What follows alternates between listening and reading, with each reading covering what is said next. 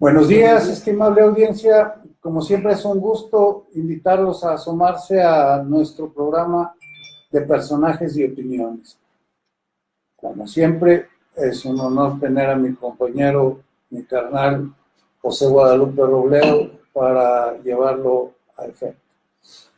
Y a mi querido hermano, don Jorge Arturo Estrada.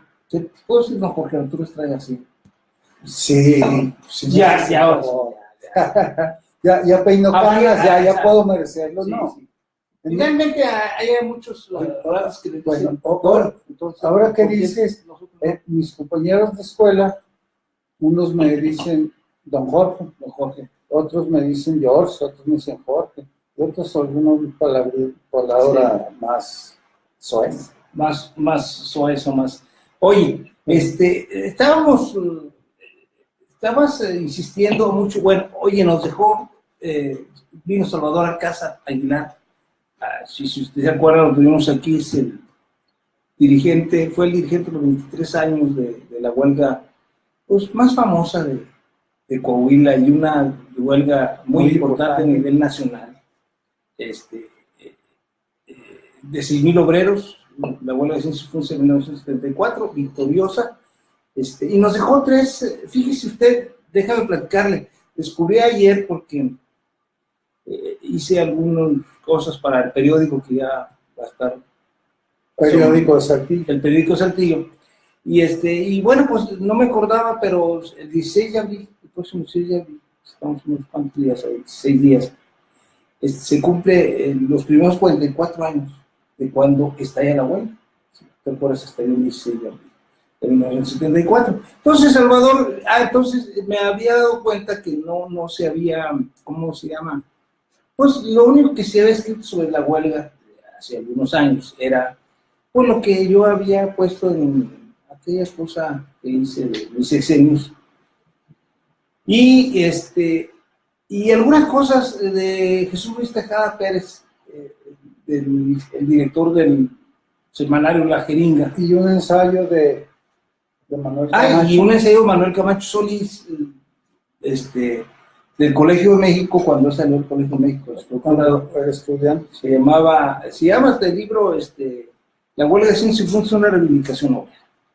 Entonces no se había escrito, entonces ya escribió su libro, sus puntos de vista, sus experiencias, nuestro amigo Salvador Alcázar Aguilar, y nos trajo sus 3 libros. Entonces, pues tú eres el más le sabes. ¿Cuál será la mecánica para...? Nada más a quien le interese, es sobre la huelga de ciencias, es hecho por el dirigente que la condujo, que la encabezó. Al que le interese y que tenga ganas de leerla y luego compartirla, solamente que levante la mano, sí, y por inbox mande su nombre y su dirección, su nombre y sus contactos para hacerle llegar el ejemplar sin complicaciones. Nos dice su nombre y déjenme decirle, puede ser que sean 4 o más, pero los primeros 3 que nosotros veamos, esos serán a los que nos dejen. Nomás queremos su dirección o una teléfono, su teléfono, su dirección y nosotros se los mandamos. Nombre, teléfono y dirección. Se los mandamos. Para cumplir con esto. Es una cosa interesante. Es un pedazo de la historia de Saltillo, uno muy importante. Porque la escribieron muchos ciudadanos. O sea, si ustedes tienen familiares o amigos que en los 70s vivieron en Saltillo, pregunten si recuerdan ese evento y casi seguramente les darán alguna opinión del mismo o alguna anécdota. O sea, la ciudadanía participó muy fuerte en esas cosas. Entonces, y la otra cosa, porque fíjate que buscaba yo, no sé si se vea, sí se ve. Ella es Oriana Falazzi. Ella es, a mi juicio, no sé tú lo que pienses, la mejor periodista del siglo XX. Reportera, vamos a llamarla reportera. Bueno, bueno, era por lo femenino o en general. La mejor mujer, dijo la mejor periodista mujer. Puede ser, Sí, porque porque además fue una gran entrevistadora y además era italiana, ¿no? era italiana. Y era muy buena. Y aparte era una mujer muy hermosa. Y me encontré este libro, se llama, tiene un nombre extraordinariamente hermoso, Nada y así sea. Este libro se divide en dos partes, se lo recomiendo, Oriana Fallaci. Ella era corresponsal de guerra en Vietnam, entonces regresaba de Vietnam, estar la guerra de invasión de los Estados Unidos, como todas las que hacen, en Vietnam del Norte, y la mandan para la Ciudad de México a cubrir el octubre del 68. Todavía no se sabía que el 2 de octubre iba a haber una masacre, pero lo mandan a cubrir todo eso. Ella platica, hay algunas cosas muy interesantes. Y el libro se llama así, se lo cuento rápidamente, porque le pregunta su hija, parece, que es la nada. Y ella lo responde después de que ve la masacre en 1968 en la Plaza de las Tres Culturas de Tlatelolco, en la Ciudad de México, donde todavía no sabemos cuántas gente murieron, cuántos estudiantes murieron, estudiantes, gente de la población. Entonces, pues ahí se los dejo. Oriana Fallaci, Se los recomiendo. sí. Fíjate que, bueno, ya te das cuenta, creo que ya te das cuenta, que no todos los libros están en internet. No todos. Como tampoco no todos los humanos de reciente importancia están en internet. Estamos los que, pues, algún día salimos en el periódico, tenemos nuestros perfiles allí, todas esas cosas. Pero hay mucha gente que no está. Yo, por ejemplo, buscaba, no recuerdo ahorita quién, un coahuilense de hace mucho tiempo, de la época fue y no está, seguramente porque no interactuó. No, bueno, una forma de estar es que interactúes o que alguien escriba sobre ti. O que hayas hecho algo importante. Claro, Sí. bueno, que alguien escriba sobre ti. A veces lo importante fue que te echaron al bote, ¿verdad? Bueno, sí. Y ahí pues, Exacto. pues vas a salir porque fuiste a dar a una cena. Entonces, tal vez, lo que quería decir, tal vez esto no me cuenta. Pero si le dan, ella es una extraordinaria, fíjate. Recordaba ahorita, hay otro libro que tiene, que se llama El Hombre. Ella fue compañera, pareja, como le dicen ahora, pareja de Alecos Panagulis, un dirigente, yo no quiero decir de izquierda, un dirigente socialista de Grecia, que era anarquista y que estuvo en el bote mucho tiempo. Incluso él platica a ella que estaba en una especie de ataúd. Duró años y para no volverse loco, parece que amaestró una ¿cómo se llama? Una cucaracha, una cosa así, platicaba con él. Resulta que cuando sale de la cárcel, pues sale tocado de la cabeza y todo eso. Y en un momento de eso, ella es golpeada. Eso es lo que cuenta en el libro que se llama El Hombre. Y nace a abortar de su primer hijo porque la golpea y todo eso. Es decir, pero a mí me maravilló mucho, fue cuando volví a ver a Oriana Fallaci desde otro punto de vista, y me di cuenta. Ella fue herida en la noche de Ella viene en la noche de Tlatelolco, con una bala perdida. con una bala. Ella estaba ahí en el edificio Chihuahua, estaba En arriba la en el departamento desde el cual los oradores estaban. Exacto, en la tribuna, entonces le dispararon y la hirieron. Entonces, ella es una mujer extraordinariamente buena. Fue una mujer extraordinariamente, además de ser a mi juicio, la mejor reportera, periodista, mujer, cuando menos de la mitad del siglo XX, la última mitad del siglo XX. Sí. Y es lo que quería decir. Jorge insiste en que pues tratemos de tener un libro cuando menos cada vez que estamos aquí. Y recomendar algún autor a todos aquellos que quieren andar en la búsqueda de lo que andan buscando, a Dios, a la verdad, bla, bla, bla, bla. O una ideología. Porque, fíjate, hoy nuestro director Félix Rojas, me envió, no sé si era un Instagram o un tweet de una nota sobre Lula. Ajá. De que se entregó. Cuando un juez dicta su orden de aprehensión, él anda en campaña, se mete al edificio del sindicato de trabajadores obreros mineros o algo así, sí, ahí en Brasil. Él fue obrero toda su vida, sindicalista, y se mete ahí, y entonces sus primeras palabras que dicen, me podrán encarcelar, pero nunca podrán encarcelar las ideas. Y entonces, eso es lo que se trata este programa, o sea, de dar rienda suelta y oportunidad a muchas ideas de que salgan al ciberespacio, ¿no? Ideas que para tal vez algunas generaciones o para personajes más superficiales podrían ser arcaicas, obsoletas, sí, o algo así. Sí, sin embargo, tanto las ideas no tienen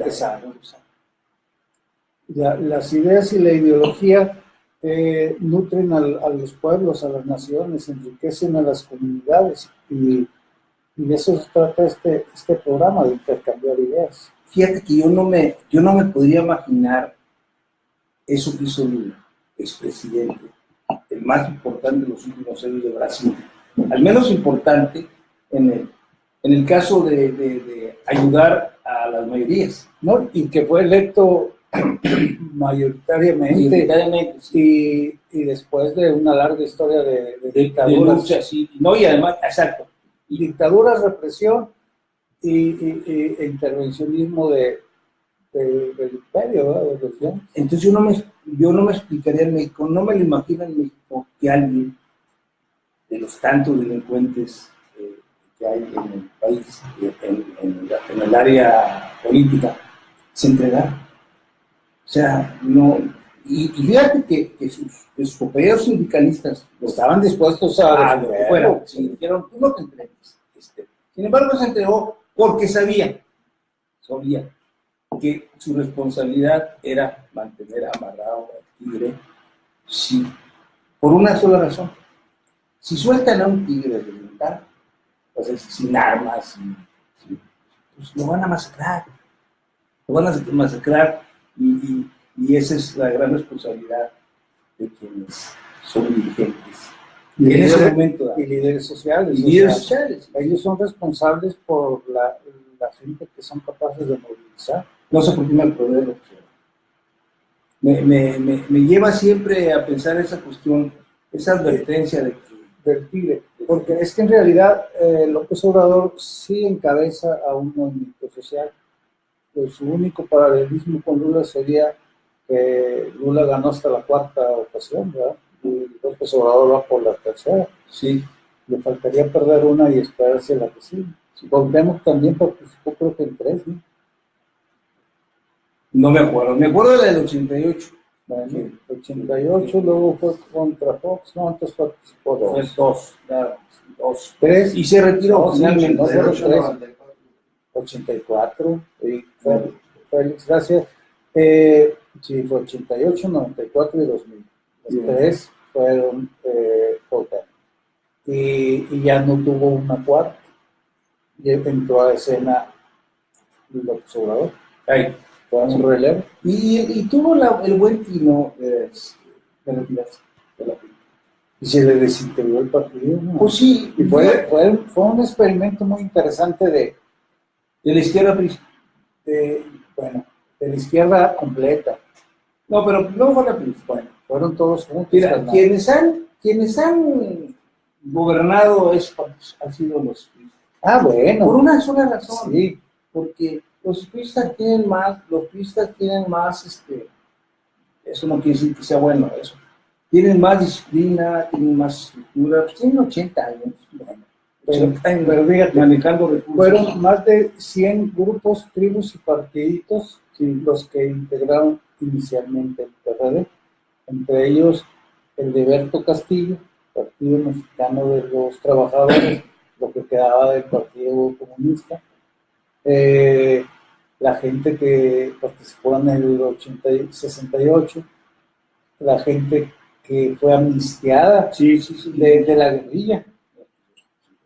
Y entonces ahí hubo mucha gente de izquierda que encontró lugar, ya sabemos. Los que lo dirigieron fueron López Obrador, Cuauhtémoc, Muñoz Ledo, que fueron expriistas, ¿no? Muñoz Ledo incluso había sido presidente del PRI. Sí.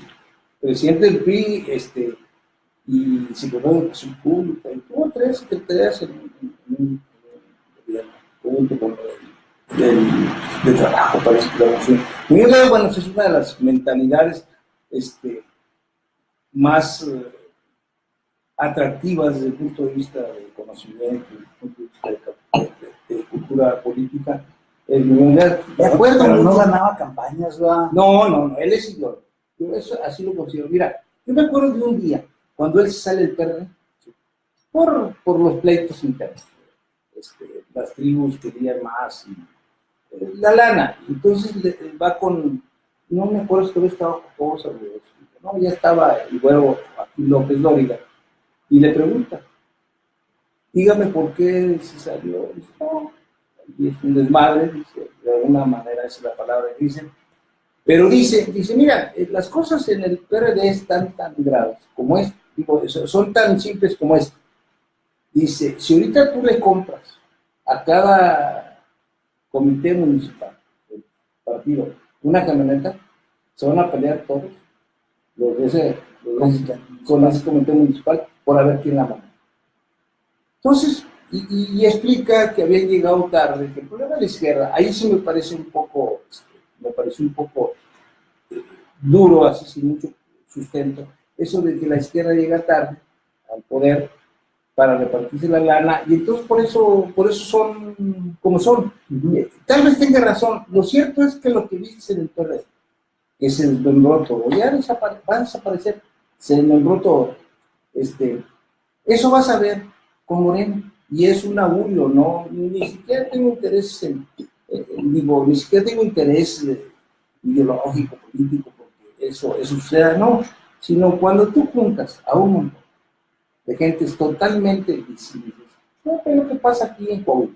En Coahuila hay 2 bloques. El que está supuestamente tiene la estructura real, que es una señorita Miroslava, que es toronense, parece. Y que apoya, bueno, pues quienes apoyan, pues Guadiana, pues Juan Pablo Rodríguez, pues los que quieren apoderarse, extremistas, total y absolutamente extremistas. Entonces, experredistas. Y experredistas, y van a ser experredistas y morenistas, es todo. Y otro grupo que dice, bueno, pues yo tengo militando y me la he partido desde hace mucho tiempo, ¿y por qué los acuerdos de Andrés Manuel? No lo dicen así, pero así son. Ahí nadie manda más que Andrés Manuel. Es una religión más que partido. Exacto. Entonces, vete los panistas, vete los priistas, pues no sé, yo no entiendo a Andrés Manuel, porque pues si dice que está en contra de la corrupción y pone y trae a los ex del PRIAN, pues digo, la verdad es bueno, y sin embargo, ya sé que no te gustan las encuestas, pero el mayor defecto de las encuestas es la forma en que son publicadas, es como las noticias. O sea, los actuarios expertos en encuestas saben hacer encuestas. Los dueños de los medios saben pervertir la información. Es como los reporteros. Los reporteros saben recoger noticias, claro, y también interpretarlas. Bueno, los dueños de los medios son los que se encargan de tergiversar. Ok. ¿Por qué? Qué buena cosa. Porque pues, es la salida es a través del dueño del medio. Claro. El reportero, bueno, ahora sí puede hacer la autogestión y tener su punto otro logo, su página o lo que sea. Bueno, entonces, en una entrevista, en una encuesta que publica ayer el Universal, el más acérrimo enemigo de la candidatura de Ricardo Anaya, él fue el que destapó el asunto ese de la bodega y el lavado de dinero por todos lados. El Universal, el que había construido gran prestigio a lo largo de la última década, del año pasado se le salieron como 8 o 12 columnistas. ¿Por qué? Porque dijeron que ya no les gustaba la forma en que se había implementado el nuevo criterio editorial. Bueno, pues saca la encuesta que no hacen ellos, hace una empresa que se llama Buendía y Asociados, que también tiene su nicho y su respetabilidad, y es presentada en la forma que el periódico la presenta. Te digo, es como las noticias. Entonces te la presentan en el sentido de que pues, va 42% López, sí. López Obrador. 42%. 32% Anaya. Y 10 menos. 21% Mis. 19. Y 5 Margarita. Bueno. Y luego, eso es cuando te integran a todos los que dijeron por quién y los integran con los que no dijeron por quién. Y entonces ya tiene que dar 100 más el margen de error. Y entonces, pero a lo relevante es esto. En las primeras 2 semanas, una encuesta tarda 2 semanas en procesarse. Se aplica durante 3 días consecutivos. El margen de rechazo a ser encuestados sube los 40%, o sea, de cada 10 que intentas, 4 te dicen que no quieren ser encuestados. Y de esos, 4 no te quieren contestar por quién va a votar. O sea, todos son estudios aproximados. Y entonces, tú ves, Mil se quedó completamente rezagada y entonces la percepción es una pelea de dos. Y 2 que no son del PRI. Y lo que veíamos la semana pasada, que yo te decía, los periódicos chiquitos están queriendo hacer ver que Mid ya rebasó a Anaya. Bueno, en esta semana tú vas a empezar a ver a los encuestadores más organizados, no hay prestigio ya, porque los medios se encargan de desprestigiarlos. Claro. Bueno, y entonces verás a todos que parametría, a Gea e Isa, a María de las Heras, su sucesor, porque ya murió. Y entonces verás diciendo números muy parecidos. O sea, Mid se desfondó. Y entonces el escenario cambia. ¿Por qué? Porque si el asunto era tumbar al 2 para alcanzarlo, ya se te despegó muy fuerte. Ahora el asunto es, pues meto una nueva variable de la ecuación. Éramos 4, pues ya ponemos al quinto. El Bronco, gracias al Trife, sí, que ya sabemos cómo se las gasta el Trife, desde el lado del presidente, del lado... a quienes entra el Bronco, y ahora sí, ya tenemos a Margarita y al Bronco encargados de quitarle votos al que se pueda. Usted va a ver a quién se los va a quitar. Yo no le voy a decir a quién. Ahí eso lo vamos a ir viendo en el camino, ¿no? Yo no sé por qué la gente se desgañita, ¿no? Los ciudadanos no mandan, eso está muy claro. Eso de que hay un amigo mío, pues nos está viendo, Augusto, Hugo Peña de Garillo, que escribe en el periódico.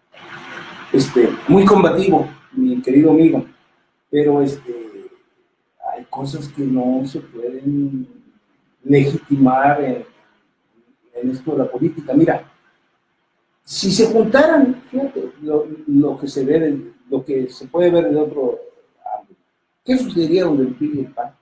No importa quién decline a quién, sino automáticamente perderían, rebasaban a López Obrador. Y si a eso te gusta, te gustaría que los demás, para no quedarse fuera, y además que naciera uno de los dos, que para no quedarse fuera, se sumara. Sí, exacto. Y déjame decirte, por primera vez podría surgir de esto un gobierno de coalición. Entonces, ¿qué es su idea con eso? A mí me da la impresión. Pero los ciudadanos tienen que hacer su parte, carnal. Ah, claro. ¿Por qué? Porque tú acuérdate, tú has participado en 3 o 4 movimientos sociales exitosos. Son coyunturas, son circunstancias en las que el sistema es derrotado. Exacto. Son coyunturas.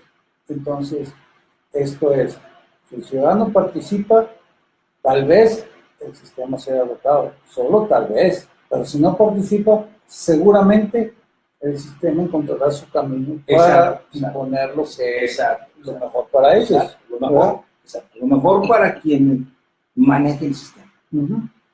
O sea, y vamos casi siempre maneja el sistema las transnacionales y los ricos mexicanos, ¿verdad? Y los bancos, en este caso, ya son transnacionales, porque los bancos no son mexicanos, más que uno. Pues todas las mineras, los dueños del ferrocarril, los dueños de las plantas industriales. Las concesiones de los jóvenes de los aeropuertos, de las aduanas. Sí. Todo eso es extranjero. Todo esto, mira, es como en la época de Porfirio Díaz, de que dicen, oye, Porfirio Díaz creó sus ferrocarriles, empleos, sí, también, sí. Nada más que hizo capital extranjero y los extranjeros y los extranjeros y todo eso, o sea, logró que perdonaran o medio pagar la deuda juarista, y el Tejores declaró una moratoria. Sí. Bueno, y se fue arrastrando y reservó el desarrollo del país en esa dirección, el capitalismo. En el libro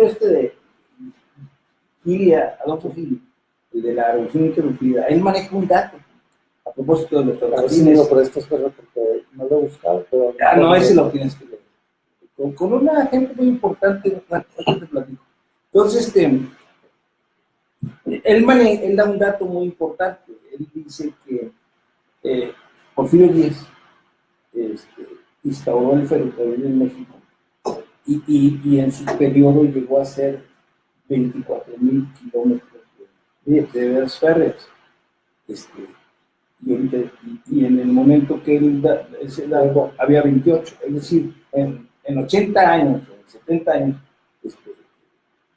no le aumentaron más de 4,000 a 24,000. Díaz incluso hace una reflexión y dice que la gran obra de Díaz, que era el ferrocarril, sirvió para la revolución, para triunfar la revolución. Y entonces podríamos entrar en un debate. ¿El ferrocarril lo hizo Díaz o lo hicieron los dueños del ferrocarril? Díaz nomás les dio chance de que... Exacto. Y entonces aquí teníamos el de Pulse, ¿sí? Que era Coahuila, Zacatecas. Luego había otro que se llamaba el Coahuilita, o el Torreoncito, que era de Saltillo a Torreón, pasando por Parras, General Cepeda, Parras y Viesca. O sea, la entrada... Y la estación esta tan bonita que está en Boulevard Post, era la estación de ese Torreoncito, que es un tren que duró muy poco. Ah, ok, ya sé. ¿Verdad? Donde ahora es turismo, por ahí, enfrente del PRI. Sí. Unos edificios de ladrillo. Sí. Esas son la estación del tren que venía de acá de Piedras Negras, y esa estaban acá por donde ahora es el Valle Arizpe y donde es la secundaria Nazario Ortiz Garza. Por cierto, secundaria federal. En Zacatecas, las vías son menos anchas. Sí, son angostas. Sí, son menos anchas que los parámetros normales del mundo en ese entonces. Es que había 2 parámetros, europeo y norteamericano. Entonces, casi pues te puedo decir que era inglés y norteamericano. Sí, siempre nos y entonces el que se impuso fue exacto. Y entonces por eso esas vías dicen, es que era de vía angosta. Sí, pero eran los dos, era como el beta y el VHS. Ya sé que van a decir qué es eso, qué es beta y qué es VHS. el formato de las películas. Sí, ¿Verdad? sí, ya no sé. Ya, eso es algo Cuando ves, del pasado. cuando ves una, por ejemplo, ayer me mandaron en el internet, la verdad es que muy poca gente reflexiona en eso. Me mandaron una cosa donde están hablando, está hablando alguien de las elecciones y menciona, le preguntan, un español, muy bien, un viejo muy pensante, reflexivo, y dice, bueno, es que le pregunta que por qué cree que los valores se han terminado, que ya nadie reflexiona en su voto, etcétera, etcétera. Y dice, bueno, es que la televisión, básicamente la televisión y los periódicos nos han evitado que reflexionemos. Entonces digo yo, sí, pero lo primero que digo yo, es una cosa que sacaron, no sé de qué año, porque no mencionan internet, hoy, olvídate de la televisión, olvídate de los periódicos, hoy es el internet, claro, el amo, el señor. Y está el acceso de todos. O sea, está el acceso de todos. Como siempre ha estado el acceso de todo, mira. Quien quiere buscarlo, ejemplo, ay, que no tengo para comprar libros, mira, yo nunca compré libros, nunca compré. No, es que no le hicieras como decía Petrón, que se robaba los se los robaba, no, pues se robaba otras cosas, no se iba a robar unos libros. Se robó una hemeroteca y no quemaron hasta la primera. Bueno, Pinacoteca. No quemaron hasta parte de la primera. Bueno, pero eso lo platicamos. ¿Cómo decía Homero a Catón? El bufón obsceno.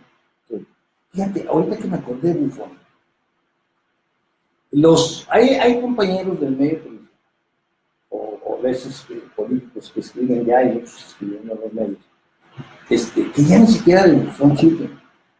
Antiguamente, en la época de los reyes, en la medieval estamos hablando, de la época medieval, los bufones le servían al rey para que le dijeran el termómetro social que había entre el pueblo, porque él se metía en el pueblo. Entonces los chistes que hacía, de que el rey y todo eso, ante el rey, era para decirle esto que están pensando ellos.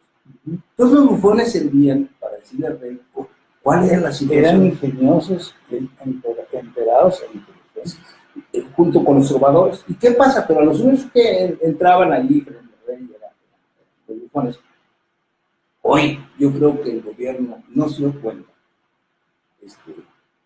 que iba a perder el gobierno que se estoy hablando, porque ya los bufones se dedicaron a, ¿cómo le puedo decir? Pues a hacerte la barba de la corte, ya no a decirte lo que pensaban los otros por medio de chistes. Por ejemplo, si tú ves, pues, Catón no son chistes, le decía obsceno Adolfo Olmedo, porque pues son chistes además muy viejos, donde la mujer es la de casco ligero, sí, entonces, pero finalmente pues es una personalidad en el mundo de los artilleros.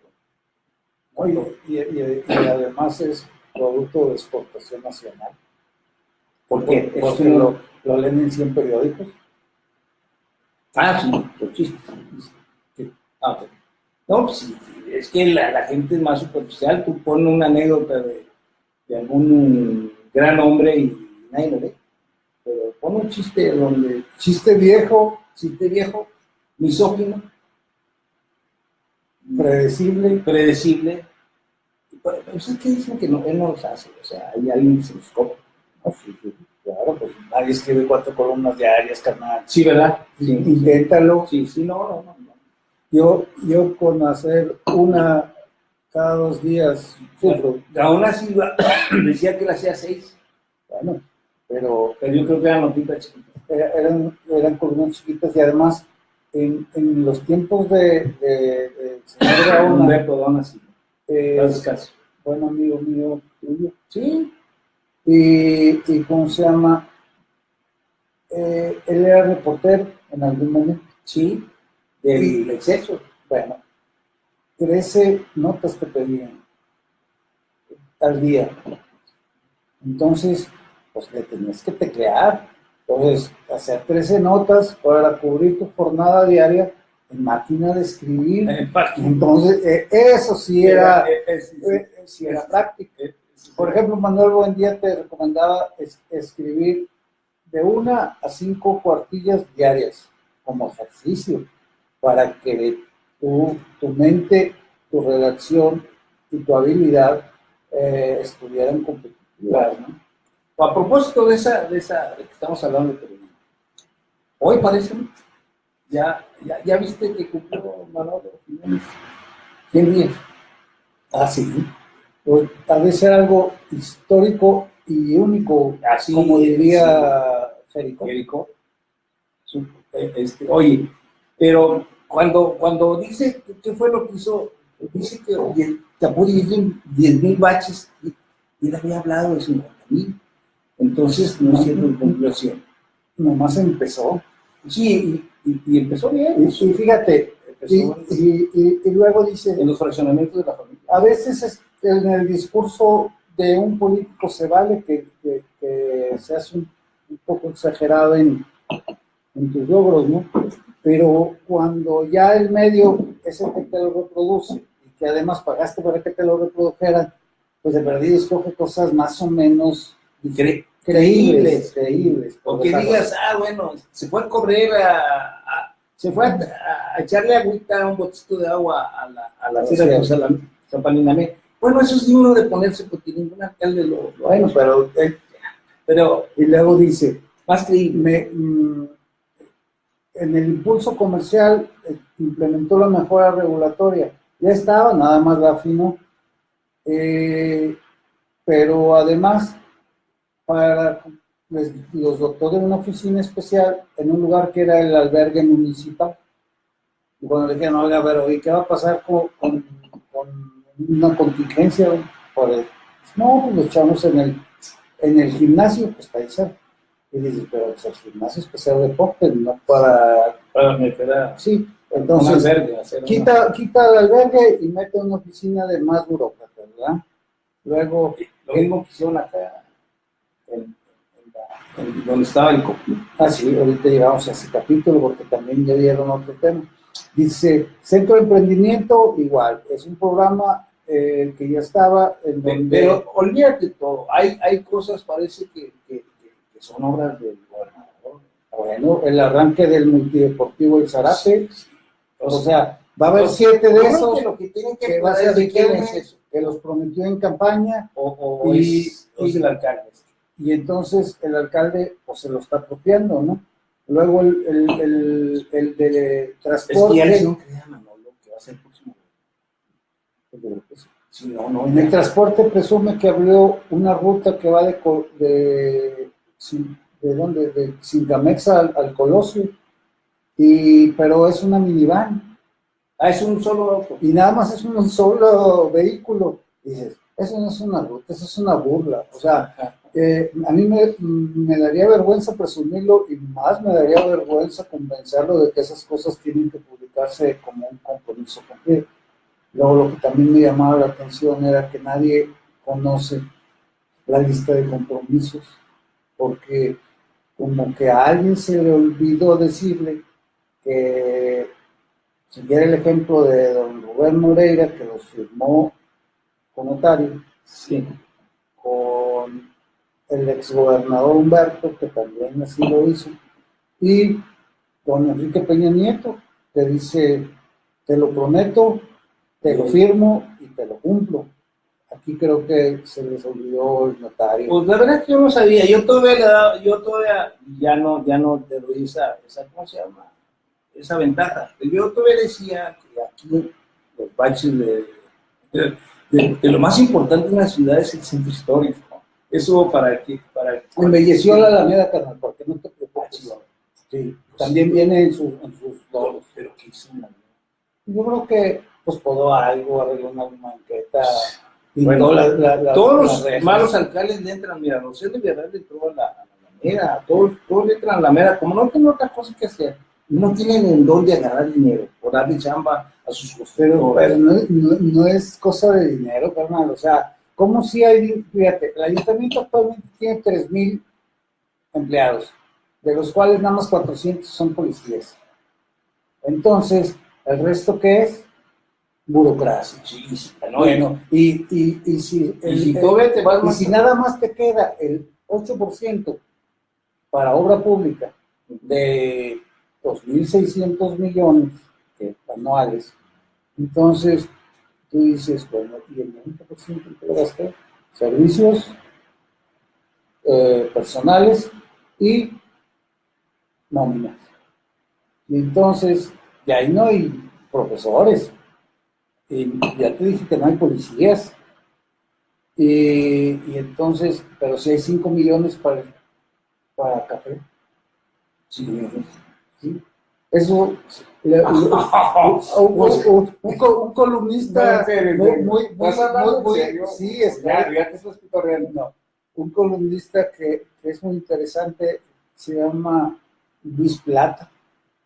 Él publica los domingos en Vanguardia. Si alguna vez tienes oportunidad, dale un vistazo. Yo lo veo. Sí. El muchacho es estudioso, recupera buena información y luego hace sus análisis. A veces coincidimos, a veces no. Pero sí, él recogió ese dato. 5 millones. Para reparto en alimentos. ¿Él le pone para café? Pues sí, porque la verdad llevan cobijas y café. Ahora se dio porque echaron manos de esa bolsa. Pero entonces dices, acuérdate, si somos un país pobre, lleno de pobres, pero no de gobiernos pobres. No son gobiernos. Oye, pues de lo que ganan. Oye, era que yo te iba a decir, y si tú te pones a pensar, esa nómina, la gran mayoría de ese dinero se va en sueldos para los juniors, porque ahora hay unos juniors metidos a política. Muchachitos que no saben qué está pasando, ni siquiera tienen idea de lo que es este país, menos esta ciudad. Entonces, esos son los que están, y esos son los que se dan buenos sueldos. Todos los consejeros, por eso yo no puedo creer en las instituciones. Yo en eso yo estoy total y absolutamente fuera de lo. Ninguna institución merece eso. No hablemos de las judiciales, no hablemos de las policíacas. Pero a ellas no las certificaron, les pusieron exámenes de quién sabe cuánto, y que 3x3, y que ahora el 5x5. Y el rector se aventó el 5x5. Luego, ¿quién se aventó el 7x7? No. ¿Quién fue el de 7x7? Ah, mi fue el que se aventó. Primero empezamos con el 3x3. Y luego, y entonces dices, no, hombre, qué bárbaros. Pero no se aventaron ese que, yo no sé si los detectores de la verdad sean infalibles. Pero si fueran infalibles, no se aventó ese de detectores. A ver, es cierto que usted fue responsable de todo el saqueo que hubo en los últimos, cuando usted estuvo de secretario de Hacienda. Pues obviamente sí. Pero lo que yo te digo es que nadie se salva. Yo insisto, me gustó mucho una promoción que hizo nuestro querido amigo Félix Riojas. En el sentido de que ponía eso lo sacó de que ninguno sirve para nada, o sea, de sus candidatos que deben sacar cosas. Pero te digo, volviendo con el alcalde, hoy me gustó mucho, se la anuncio desde ahorita. Jorge Arturo escribió hoy en el mes de abril que va a salir, pero ya para mañana estará en circulación, escribe sobre los alcaldes. Estás escribiendo la historia que además de que duele porque pues todavía está la cicatriz ahí. Entonces, es momentánea, no te estás yendo a hablar de los alcaldes del siglo XVIII, como le hacen casi todos los historiadores, la verdad. Ojalá que no vayas a ser igual. No, tú estás hablando de lo más próximo para interpretar lo de ahora. Y bueno, habla de todos los alcaldes. Empiezas a hablar de Luis Salinas. Sí, porque como que ahí se marca un hito. Antes estuvo el profe Berrueto, luego Jesús R. González, también antes estuvo Orozco Melo. Entonces, toda la familia. Bueno, pero ellos no llegaron a ser lo que fueron a partir de Luis Horacio. Exacto. A partir de Luis Horacio ya vienen como cachorros de la revolución, pero millonarios, y que pastaron. Pero yo creo que todavía no eran millonarios. Bueno, cuando llegan no, pero luego se vuelven, y entonces, y sus hijos ya empiezan a pastar en los greens del campestre, a la vista de los dueños del pueblo, los López, Javier y todo. Entonces, se hacen copar. Exacto, y se forma la burguesía local. O yernos, o nueras. Oye, compañeros de colegio, todas esas cosas. Una vez alguien me decía, la verdad es que no pude, que me disculpen los hijos, no pude. Me decía un día, un amigo mío, no hombre, ¿sabes cómo les ayudas a tus hijos para el futuro? Te las paso por si alguien tiene para hacer eso. ¿Cómo? Dice, mételos al Tecnológico de Monterrey. No es muy caro. Cuesta 950,000 pesos la carrera. La carrera, o sea, 1,000,000 de pesos. Y me dice, no es muy caro, mételos. Y ahí se relacionan con los que van a ser los dueños de las empresas, con los que van a ser los hijos de los gobernadores, con todos ellos. La gente del gabinete, o al ITAM. Sí, exacto. Y la verdad es que me quedé pensando, porque todo el mundo desea que a sus hijos les vaya bien. No me gustaba la clase social en donde me decía, pero lo cierto es que es cierto. Por eso los ves a todos. Tú dime, ¿dónde diablos ves a un obrero, sindicalista, vaya, primer rector? Ya no.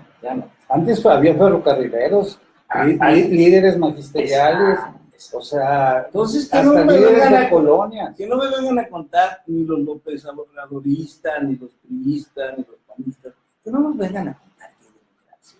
Por favor, no veo yo a nadie importante de los sectores mayoritarios. Y todos los sectores mayoritarios siguen siendo los judíos en todo el mundo. Todavía no hay ni sindicatos, menos va a haber líderes sindicales. No, pero sí está esa gente que puede ser. Hay muchas gentes. No, hay muchos jóvenes muy inquietos, muy listos. Claro. Pero no salieron del TEC, ni del TAM, ni del Yale, ni todo eso. Eso también es una cuestión contra tu posibilidad de desarrollo. Porque fíjate, ahora que mi artículo más o menos borda sobre eso. Sí.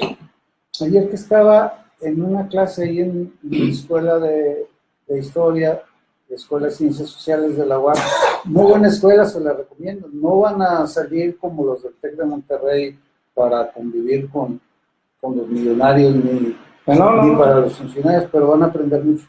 Entonces, un profesor de la materia de que cómo se escribe la historia, hablaba de él, cómo hizo un doctor, postdoctores más, cómo hizo su tesis acerca de una estructura que se llama los cabildos eclesiásticos. También era en la época de la conquista, o sea, de 1500 y algo. Y él decía que venían de hijos de conquistadores, de hijos de nobles, eran obispos y gente muy influyente, que eran los que mandaban en la iglesia de ese momento. Y que él lo aborda acerca de una teoría de un escritor francés que se llama Pierre Bourdieu, en donde te dice exactamente lo que acabas de explicar, nada más que aquel lo desarrolla como una teoría, es un historiador, y de que te dice, todos salen de los mismos lugares, se reproducen en los mismos lugares y forman una burbuja que va a ocupar los lugares de algún lugar en las élites, ¿no? Sean militares, sean políticas, en este caso eran eclesiásticas. Me llamó mucho la atención porque yo había escrito exactamente eso. Sí, entonces. Ahora me tocará encontrar el libro y consultarlo. Ve la situación. Entonces, yo no me siento representado ni en las instituciones ni en ninguna parte. ¿Cómo quieres que no, con esos sueldazos que ganan, por ejemplo, los magistrados, a propósito de que esos magistrados fueron los que dijeron, el Bronco. No, de paisano Alejandro Gutiérrez. Sí. Y dice, no, esto, como es una cuestión común el malversar tantos 250 millones, Es una cuestión común, por favor. Y pecata minuta. Si pecata minuta, entonces esto va a ser federal, entonces vete ya que te saquen de las cárceles estatales y te metes a... ¿Qué es lo que protestó Corral, el gobernador de Chihuahua? Ah, y ya dijo que no se los va a dar porque tienen pendientes procesos locales, pero que está a disposición de los jueces federales para cuando quieran venir a Chihuahua. Y esos jueces, lo que les ordenen, ganan cerca de $500,000 de pesos mensuales. O sea, estamos hablando de que ganan solamente sueldos 6 millones de pesos anuales. Es decir, no manchen. O sea, de veras.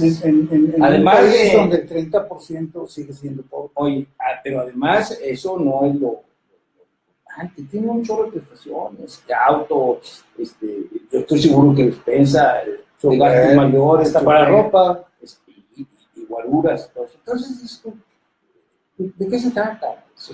Tenemos los sueldos más altos en ese tipo de cosas.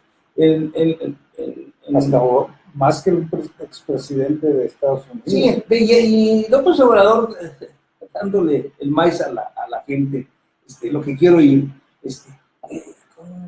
aunque sea cierto, aunque sea cierto que ganen 5 billones de pesos de pensión los expresidentes vivos, no ganan eso, pero se gasta eso en ellos por las escoltas. Bueno, pero eso no va a resolver este problema. Son muchísimos millones y millones, no de pesos, ni de los dólares. 1,000 millones que cuesta el avión ese. O sea, es un exceso, no debería de haberlo gastado en eso.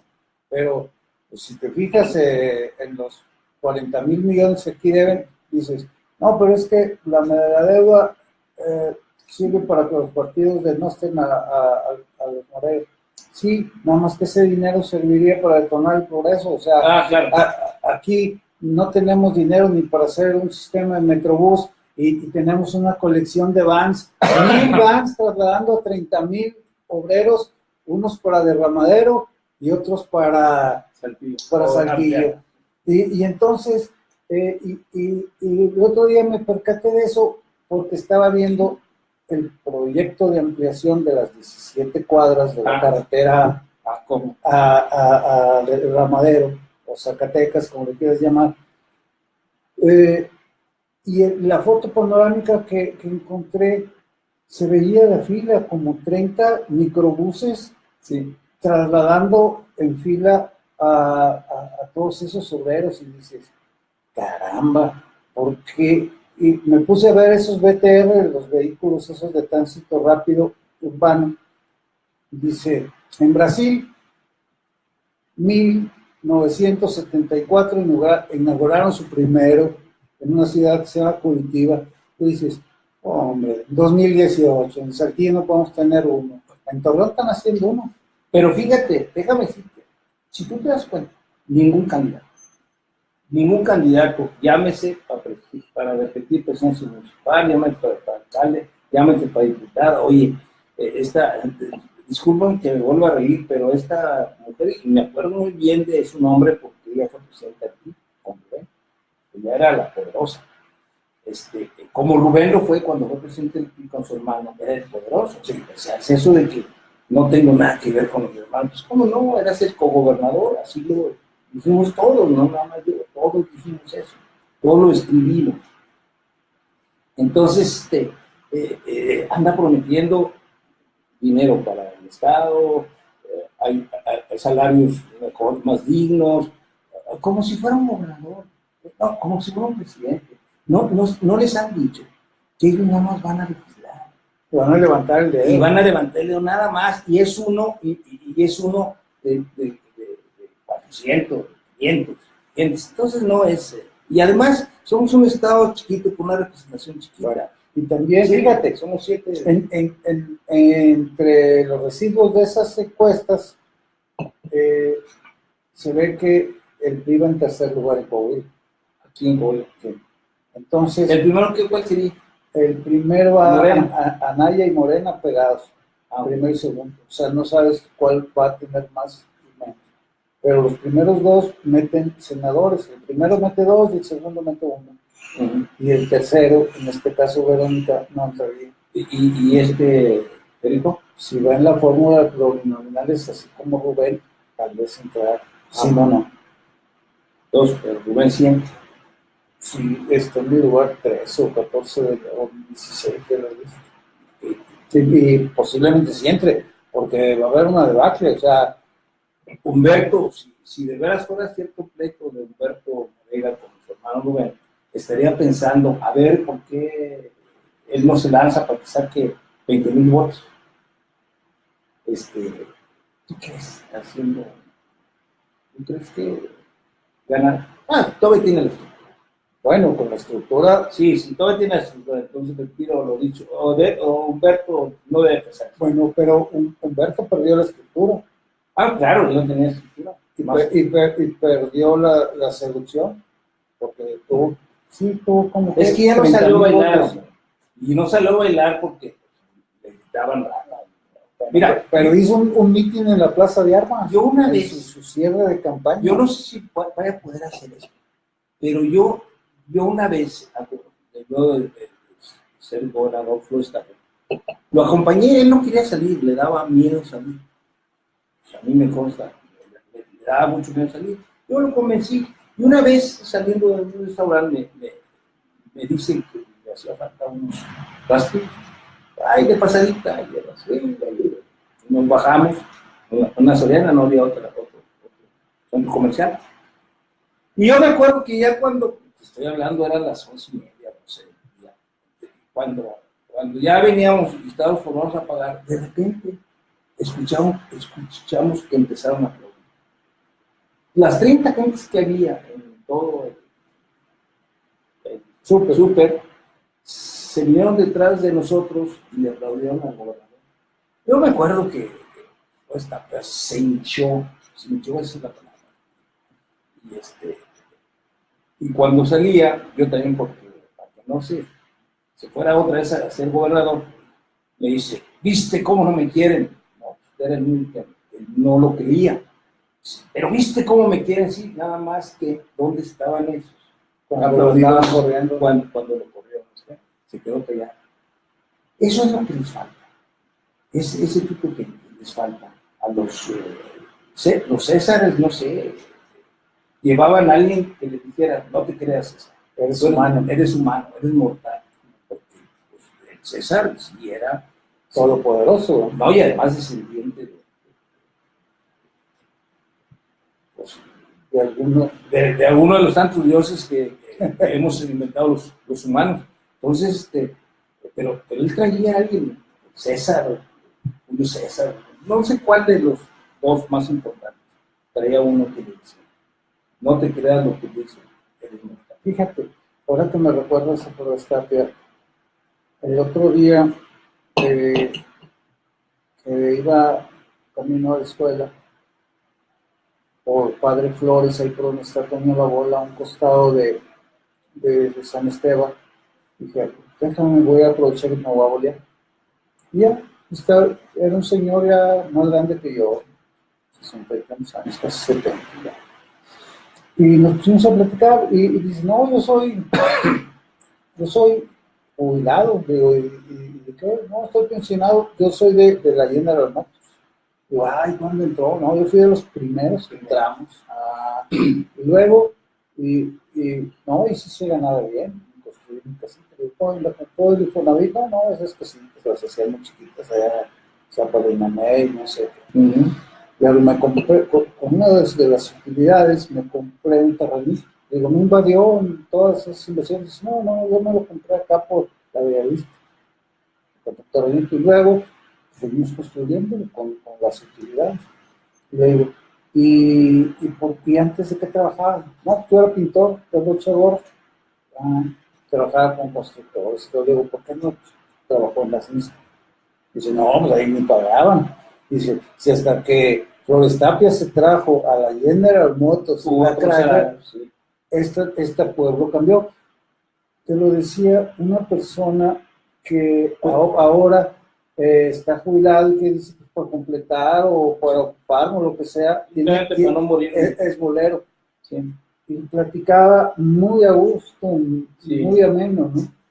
Sí, con Flores Tapia, aunque y se acordaba de ese gobernador, ¿no? Sí, pero fíjate, yo buscando, porque tú mencionas ahí al gobernador y buscando una foto de Flores Tapia, subí en internet, no, tampoco hay fotos de Flores Tapia, tengo más yo.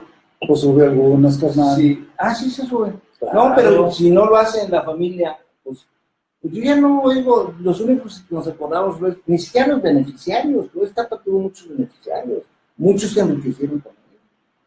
Yo estoy seguro que varios de los secretarios, incluso parientes, fueron más ratas de lo que dicen que fue. Me acuerdo una cabeza que publicó mi papá en su periódico El Independiente, puso el primer error de Oscar, nombró a sus hijos. Sí. Esa la puso a 8. Sí, Y se reía y me la recordaba, decía, hombre, recuerdo que le puse en el... Me fue a visitar a los 2 días. Y lo dejaba en la antesala, y con lo enojón que es Flores Tapia, se aguantaba y él pues, se quedaba. Pero para que ya no, bueno, le dio a su hijo a obras públicas, a su querido hijo Pancho. Para Pancho, la verdad de las cosas, una vez a mí él me dijo que le aparecieron muchos hijos, pero ya después en la banca, y ya viejo, y dices tú ya sin el poder, empiezas a ser más humano, empiezas a pensar en esta vida humana. Entonces dice, entonces pues sobre hacerse un acto de condición, no, la verdad es que me apreció después de ser senador, me apreció muchos hijos y nietos, aunque pues se parecían, uno de ellos, así, que estuvo de secretario de Oscar Ciaro, parece, que estuvo secretario de Humberto Moreira, Marco. Entonces, pues él se parecía también. Pero él no, él como que nada más reconocía a sus 2 hijas. A Tiki, parece que se va Julia Isabel, y a Rosa del Tepeyac. Y Rosa del Tepeyac, que por ahí andan. Pero hicieron una casa muy bonita, remodelada, para guardar todas las cosas de Flores Tapia. Ahora que dices a Rosa del Tepeyac, en tiempo de Martínez. Flores Tapia tenía una colección en la calle de Juárez, metieron libros de él, recuerdos de él. No he ido, ¿verdad? Pero ahí está. No, incluso Flores Tapia, Humberto Moreira le hizo una especie de biblioteca llamada Oscar, donde iban a meter muchas cosas. Es esa que había dejado Rosa del Tepeyac, nada más corrió a Rosa del Tepeyac y luego ya dijo, y le voy a hacer quién sabe qué. Sí, como los tantos museos que hizo, y son puras fotos, la verdad, eso es engañar a la gente, o sea, puras fotitos. Oye, más fácil. Tengo más cosas que se pueden ver. Oye, los gobernadores tienen su museo ahí en Palacio, ¿verdad? Sí. Y tienen la chamarra de Humberto, con puras cosas así de extrañas y extravagantes. Y luego a Rufino y todas las cosas que hay que conservar de la arqueología coahuilense y de la memoria de todos los milenarios que nos antecedieron, que eran los nativos más bravos de este país. Y luego, y recordando, ya para cerrar, lo que decías tú del edificio del Instituto Latinoamericano de Derechos Humanos, que le quitó el edificio al Licopul y sacó una librería. Pero la academia no tiene nada que ver, son las autoridades. Bueno, deja tú. Ahora anunciaron que van a hacer una investigación, la más completa de todas, acerca de las masacres de Piedras Negras y Allende Coahuila. Y dices, ¿ya cuándo? Pero bueno, ¿cuál fue lo que dijo Aguayo? ¿Cómo se llama? Bueno, él hizo un estudio, sí. Y en realidad lo que dijo, en concreto lo que dijo fue, hubo 1,600 llamadas solicitando auxilio a todas las autoridades del Estado y federales en esos 3 días. Ninguna fue atendida. Todo lo demás que me digas son detalles siniestros, indignantes, o sea, que te retratan de cuerpo entero a nuestras autoridades. Pero no Entonces, han encontrado a los desaparecidos, ni hay nadie en el bueno, bote, ni... ahora este muchacho Luis Efrén, abogado y doctor en España en Derecho, se ha convertido en el nuevo intermediario entre los grupos de gente que sigue buscando, los buscan con palas y picos ellos, y cada fin de semana salen a buscarlos alrededor de Torreón, alrededor de Saltillo, en el norte del estado, cada fin de semana. ¿Por qué? Porque ellos quieren encontrar ¿Tú crees los restos. ¿Tú crees que Luis Efrén... Bueno, él es el intermediario para justificar Luis Efrén no es más que su posición junto a Riquelme, y que Riquelme justifique que los desaparecidos y sus familias están siendo atendidos. Pero él no tiene que justificarse nada. Riquelme es Luis Efrén es una gente querida por el gobernador anterior y por este gobernador. Es decir, no tiene que andar justificando. Lo único que van a hacer es mostrar que no se ha hecho nada. Eso de lo de Allende, ya, bueno, hasta Guayo, que fue el que hizo mucho cuento con eso, que lo demandaron y todo eso, mejor lo dejó. Sí, sacó la segunda parte, carnal. Sí, pero, ¿cómo te quiero decir? Ahí está, lo saqué. Ya lo sacó. Ya. Hasta ahí, pero la familia siguen buscando los empleados, exacto, los medios de comunicación no tocan. Los medios de comunicación de ahora no parecen a ningún medio de comunicación de antaño, aunque en antaño viviera la tinta blanda. Sí, o sea, ahora los reporteros de plano no son como antes. Los jóvenes no saben esto. Nunca había habido esta libertad de expresión como ahora con Peña Nieto. De veras, y se lo está diciendo a alguien que tiene 40 años en esto. Y que además no solamente que tiene 40 años, Jorge y yo hemos sido críticos del gobierno, al menos a mí, por supuesto, de hijos, de robos, baleo de carros en la puerta de la casa, una serie de cosas, despidos a la universidad, soy el único que puede presumir que lo podemos decir. Entonces, y que puse mis demandas y nunca prosperó la justicia, todo eso, bueno, pero nunca había habido tanta permisividad, ¿sí? ni tanta libertad de expresión, o sea, que sí le quieren llamar. Tú tienes razón ahora que dices, bueno, ¿y qué pasó? Y los medios, yo no veo a lo más simple, a las familias. Yo veo, por ejemplo, en Argentina, las abuelas de la Plaza de Mayo siguen recuperando a sus nietos, que ya son adultos. O sea, allá sí hubo comisión de la memoria, sí ha habido la búsqueda de las personas o de los restos o de lo que sea.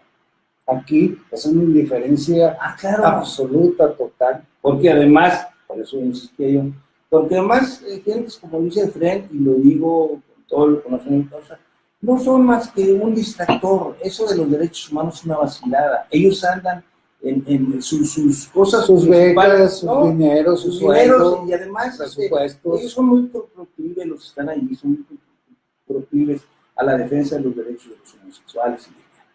Entonces, todo lo demás es nada más para jugarle el dedo.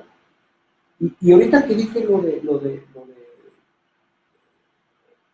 Peña Nieto, que sigo insistiendo para que no vaya a malinterpretarse, que es el peor presidente que yo he conocido de este país. ¿Listo? Entonces, porque los Fox, pues fue todo peor. Más que cuando menos da libertad, no te contesta que tu abuela la paz y tal.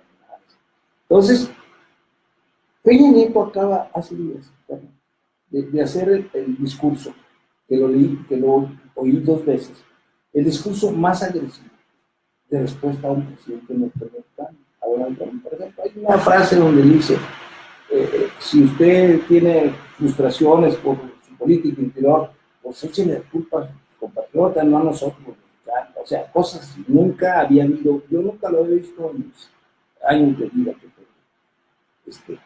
Y sin embargo, no lo voy. Y además, apoyaron todos los candidatos, apoyaron esa respuesta a Trump, pero yo no leía a nadie que dijera que qué chingón lo que hizo, que bien logrado, que qué buen discurso, que qué terrible. Oye, ni Lula, ni Evo, ni Castro habló de esa manera. Ni esa, no hay un discurso que se le parezca a esa cosa. Y sin embargo, solo. ¿Por qué? Por lo mismo que otros. A Peña Nieto, nomás que no se da cuenta, ni se lo tienen que decir. A Peña Nieto no lo quieren en México. Hizo mucho daño. Pero además no lo quieren porque durante 6 años lo estuvieron.